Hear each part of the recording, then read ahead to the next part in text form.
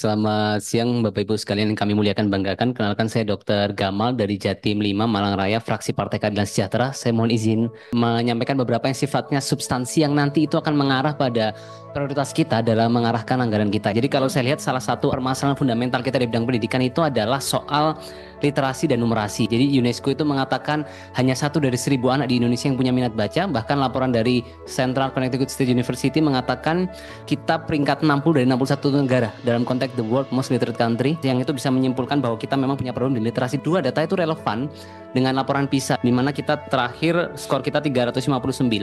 Yang menarik begini, kalau dibandingkan dengan rata-rata negara OECD yang rata-ratanya itu 476, kalau kita buat proyeksinya, maka tahun 2089 kita akan baru mencapai kemampuan numerasi rata-rata negara OECD. Itu sekitar 65 tahun lagi Bapak Ibu. Dan sekarang kita memiliki skor PISA terendah sepanjang sejarah Indonesia mengikuti PISA.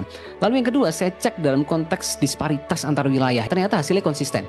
Misalkan kita cek mulai dari indeks ahli baca provinsi, lalu PISA literasi antar provinsi. Hasilnya DKI dan DIY itu konsisten di atas. Baik dalam konteks indeks ahli baca provinsi itu DKI 58, DIY 56. PISA pun literasi per provinsi, DKI itu 410, DIY 411. Nah kalau dibandingkan Papua selalu tertinggal di semua indikator tersebut. Bisa sampai setengahnya misalkan di indeks ahli baca provinsi 19,9. Dan yang menarik ada satu data lagi yang menunjukkan bahwa 70% anak Indonesia itu tidak paham dengan apa yang dibaca. Ini kan soal comprehensiveness. Dan saya pikir kita sepakat literasi numerasi itu foundational skill.